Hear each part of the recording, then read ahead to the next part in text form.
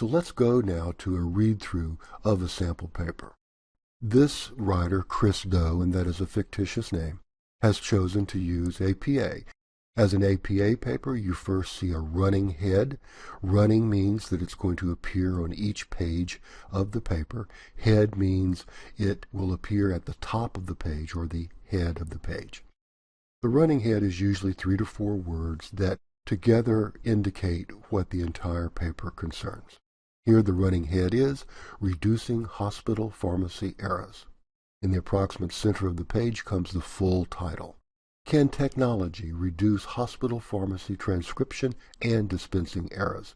This is phrased in the form of a question because the paper is now going to provide an answer, at least Chris Doe's answer, to that question. Your name appears after the full title, and then your academic affiliation, which in this case is UMUC, and Chris also added the course number and section. Next comes what your teacher calls the executive summary, sometimes also called the abstract or simply summary.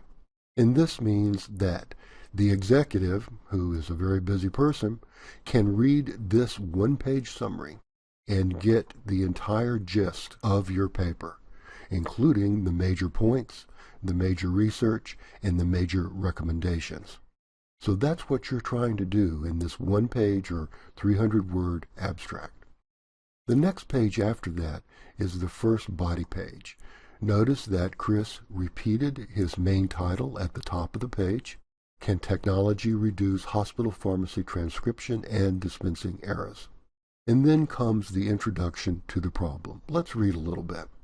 According to the Institute of Safe Medication Practices, ISMP, a medication error, which is one type of adverse drug event, is defined as, quote, a preventable event that may result in inappropriate use or patient harm while that medication is in control by a healthcare professional. Now, I wanted to focus on this for a couple of reasons.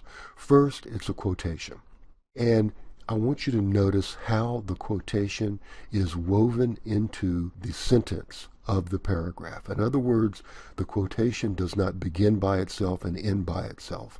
The quotation is put to use inside the sentence, therefore avoiding the error known as dropped quotation or a quotation without a context. Second, I want you to notice that this author, Chris Doe, is using the in-text citation style. The citation at the end of the sentence, parentheses, Patel and Kane-Gill, 2010, page 2, is an example of an in-text citation. Notice that the period for the sentence goes after the citation. That means that in-text citation refers only to that sentence.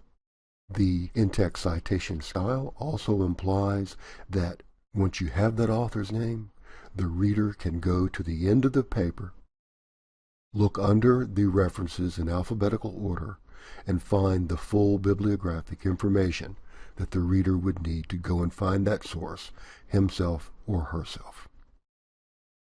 Continuing to read. Reduction of medication errors is intimately associated with initiatives to improve patient safety. This is Chris Doe's language, Chris Doe's ideas.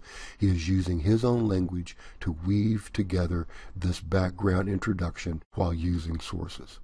Hospitalized patients experience at least one medication error per day, as reported by the Institute of Medicine in its 1999 landmark publication, To Err is Human, Building a Safer Health System, as cited by Patel and Kane-Gill, 2010. This is an example of a source within a source, sometimes called a secondary source. In other words, if you run across a source that you really like, but it's being used by somebody else, what are you going to do? You can go ahead and use it if you can't find it, and all you do is use it in the way you wish to, which Chris did in this case, one medication error per day, but then told where that source was found.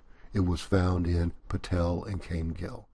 Therefore, the source, Institute of Medicine, and that publication, To Err is Human, does not appear on the references page. only Patel and Kane Gill appears on the references page. And that's how you handle secondary sources, also called source within a source. Continuing to read, we look at the next paragraph and we see a statement of position.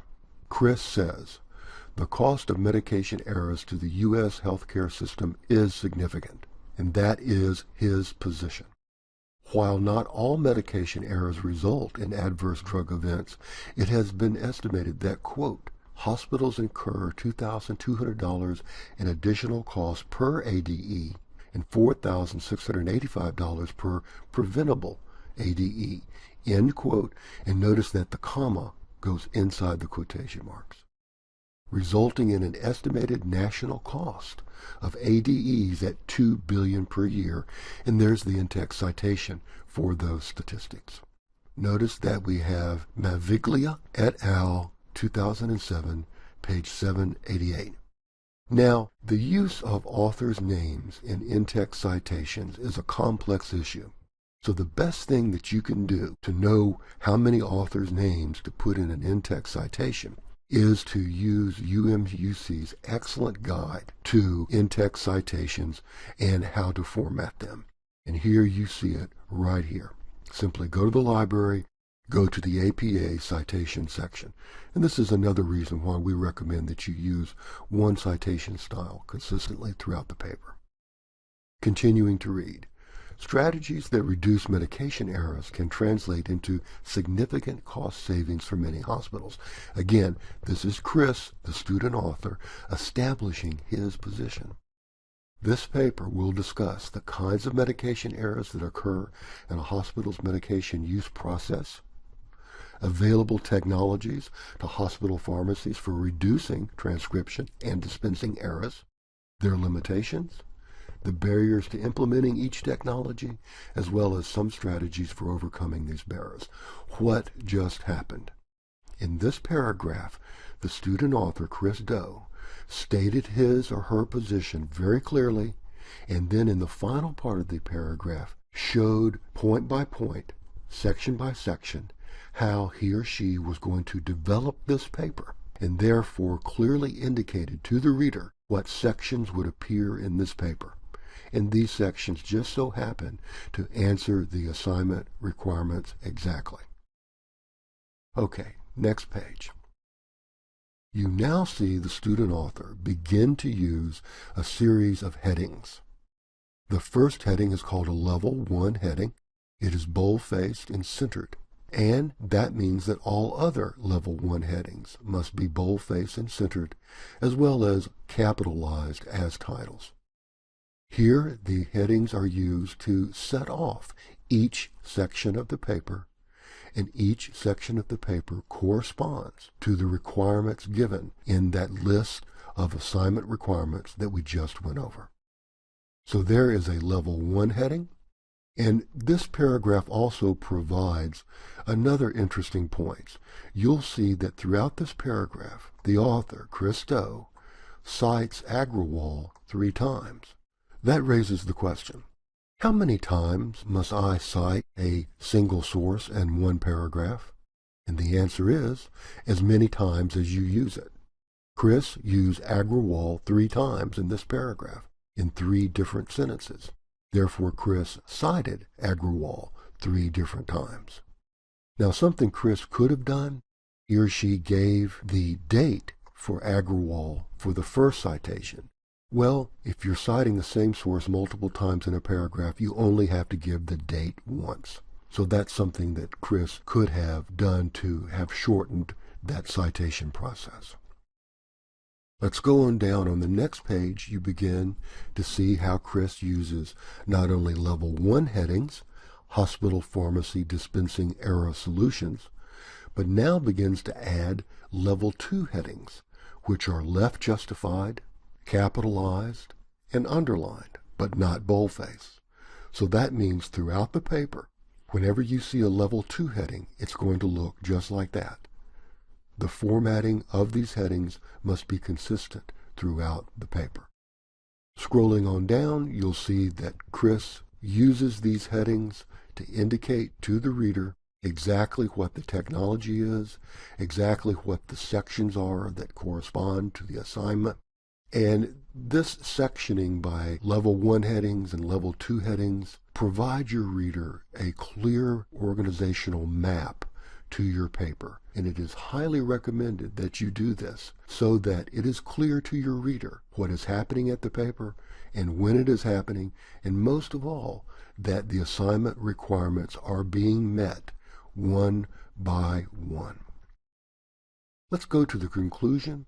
And if you remember, the conclusion must contain certain elements: a summary of the paper and a look into the future. Here we go. Medication errors are the most common preventable hospital injury. And while dispensing and transcription errors, which originate in the pharmacy department, are not as common as prescribing or administration errors, the sheer volume of medication dispensed per year by hospital pharmacies translate into a significant number of errors reaching patients and potentially causing harm.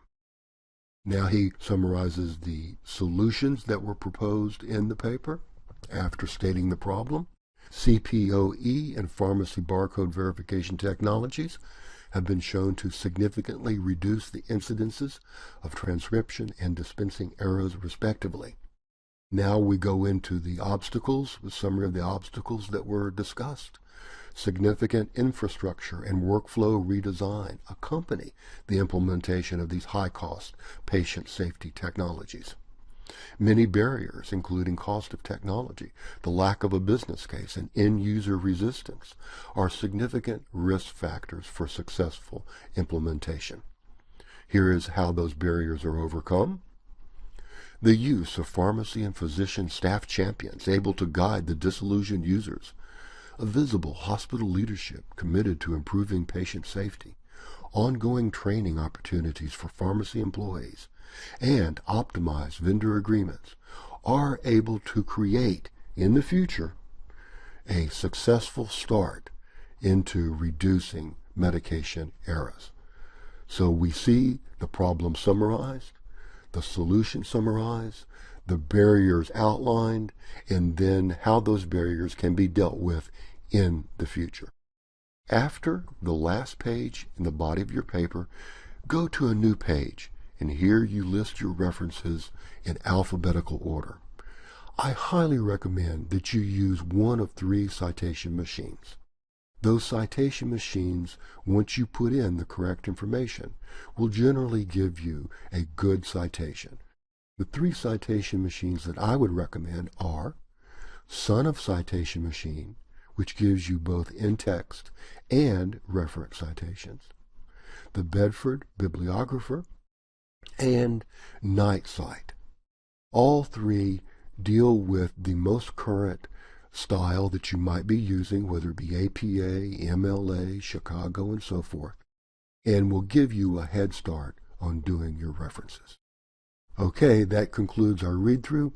I wish you the best on your paper, and don't hesitate to contact us in the Effective Writing Center or your in-class advisor for any question you may have.